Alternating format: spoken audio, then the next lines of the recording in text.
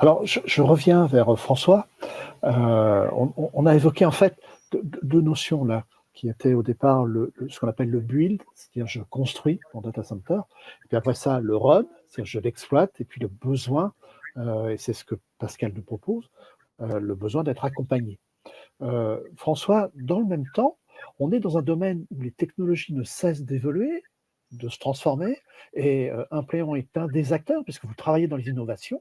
C'est un point aussi qui est essentiel. Et est-ce qu'on peut parler aujourd'hui de cette évolution des technologies et de la situation dans laquelle se trouvent aujourd'hui les exploitants? Parce que je crois qu'ils sont bien embêtés, et tu vas nous expliquer pourquoi. Eh ben, quoi, la situation, elle a été anticipée, mais elle est toujours difficile à accepter, puisque finalement, on va faire un passage très fort de ce qu'on appelle le air cooling, hein, d'un système qui te déplacer des flux euh, d'un côté froid vers un côté chaud, et donc ce qu'on appelle le hot and cold aisle, tout un système qui a été mis en place depuis des années avec des faux planchers, avec des compétences, etc. On va passer de ce air cooling, qui est un peu un système où on ouvre la fenêtre quand on met la clim à fond dans les bagnoles. Donc c'est un système qui n'est pas très écologique, à un liquid cooling. Et pourquoi est-ce qu'on le fait?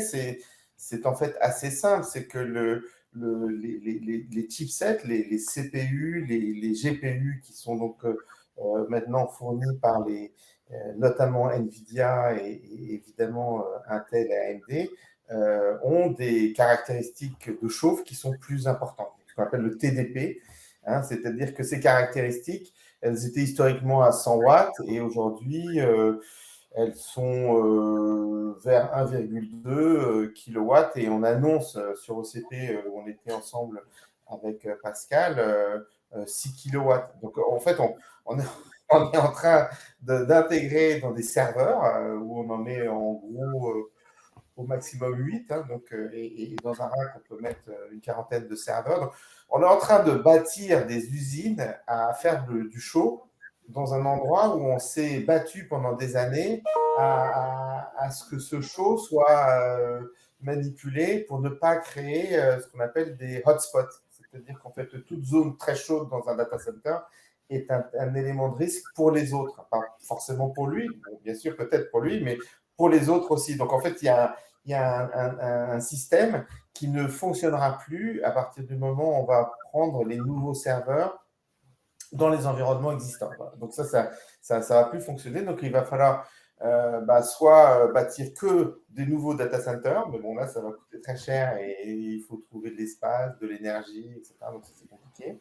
Soit il va falloir faire ce qu'on appelle le rétrofit, et donc il va falloir transformer, donc arrêter, refaire. Donc on va peut-être prendre la balle de béton, puis comme on est très pressé parce qu'on va aller vite, on va faire des data centers en bois. Microsoft l'a proposé au niveau d'OCP, mais il y a un acteur important allemand qui s'appelle Wooden Data Center qui l'a fait déjà en Finlande.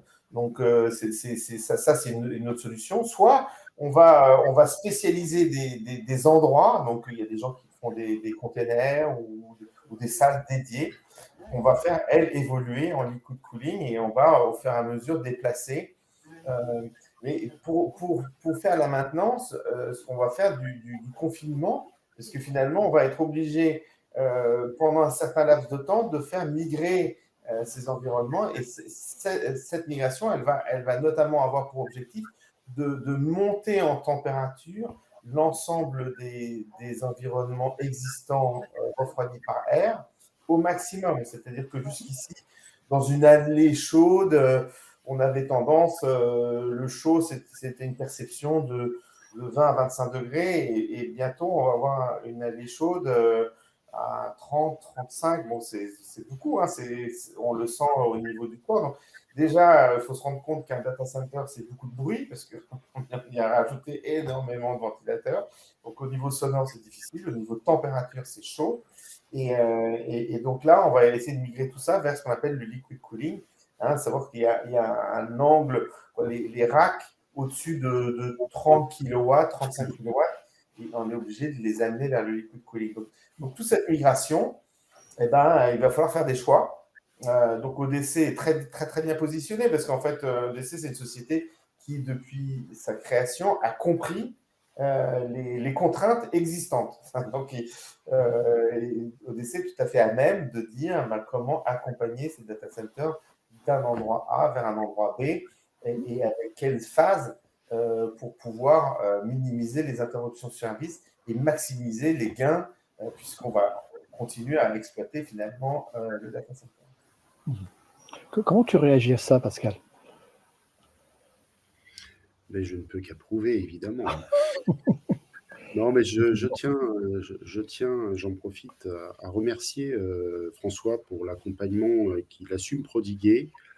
Au-delà du résultat qui a été de m'ouvrir les portes de on va dire, de cette communauté ouverte, c'est même inclus dans son nom, Open Compute Project, mais finalement très fermé pour une entreprise de la nature de la mienne, qui était jusqu'ici franco-française, spécialisée sur le run.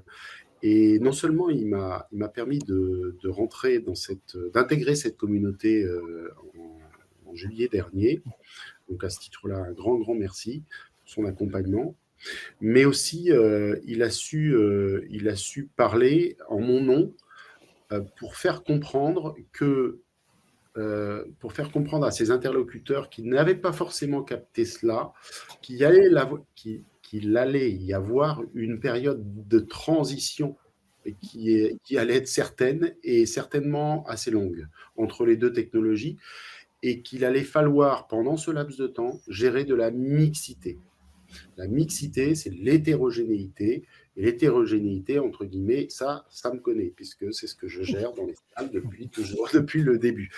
Et c'est ainsi que nous nous sommes rencontrés. Mais il a fallu que entre guillemets, j'arrive à accrocher, moi, sur un certain nombre d'éléments de valeur ajoutée que nous avons avec nos équipes déployées, et en particulier, donc là on peut zoomer en effet sur cet échange sur les confinements. En fait, la grande force et originalité d'ODC sur ce registre du confinement, a fortiori dans l'accompagnement de la mixité maintenant des deux technologies, air cooling et liquid cooling, c'est de ne pas avoir de construction propre, en fait. Moi, je ne suis pas un fabricant de rack, je ne travaille pas la tôle, ce n'est pas mon métier. Moi, je suis parti de l'exploitant. L'exploitant, il a eu, dans les 15 dernières années, depuis en gros que le modèle d'urbanisation s'est totalement maintenant imposé à l'eau chaude, à l'eau froide, parce que c'est du bon sens, et qu'en gros, on met des dalles perforées au milieu pour refroidir les deux côtés à la fois des deux faces avant des baies. Donc ça, c'est maintenant universellement reconnu, et qu'il a fallu donc coffrer ces équipements pour produire le moins de froid possible. Ça, c'est le constat de départ.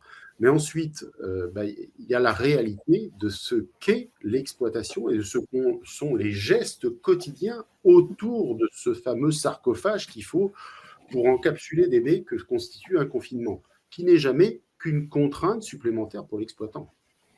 Et moi, je suis parti de ce constat. C'est-à-dire que je me suis dit, non, le confinement ne doit pas être une contrainte, mais doit être un allié. Ce n'est pas à l'exploitant d'adapter la taille de ses racks aux contraintes du confinement, mais c'est au confinement de suivre, d'épouser, d'accompagner les contraintes de l'exploitant. Et c'est pour ça qu'en fait, moi, je suis finalement parti d'une feuille blanche, puisque je n'avais pas d'usine, ni de plieuse, ni de tout ça.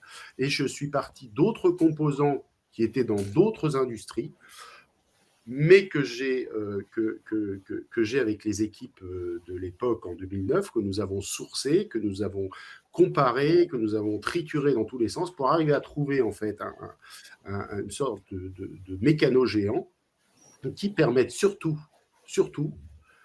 non seulement tous les gestes d'exploitation possibles autour du confinement, tous les rétrofits et adaptations possibles, mais aussi la modularité en autonomie de l'exploitant, sans avoir sans arrêt à appeler au décès. Oui, mais attendez, là, je rentre une baie plus haute, plus basse, plus large, plus grande, plus dense, puis là, j'ai du brassage à l'arrière. Maintenant, je commence à avoir du brassage aussi à l'avant. Avec le liquid cooling, il faut que je fasse des arrivées élec ici. Là, j'ai un tap-off qui descend.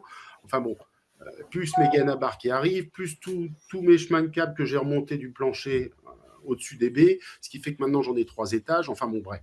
Et tout ça, quand on le met en fait dans une matrice d'aide à l'exploitation, ben, on se rend compte que beaucoup de confinements constructeurs un peu monolithiques et un peu rigides, certainement très esthétiques, ben, en fait avouent leurs limites. Et moi, c'est là-dessus que, sur juste ce champ-là, puisque c'est ce qui nous occupe aujourd'hui avec mon éligibilité auprès de l'Open Compute Project, ben, c'est ce qui m'a permis d'élaborer à force d'innovation, donc ce confinement très très proche de l'exploitant qui répond à, je l'espère en tout cas, à la majorité de ses contraintes au quotidien. Tout à fait. Le lien qui nous a unis avec François tout récemment.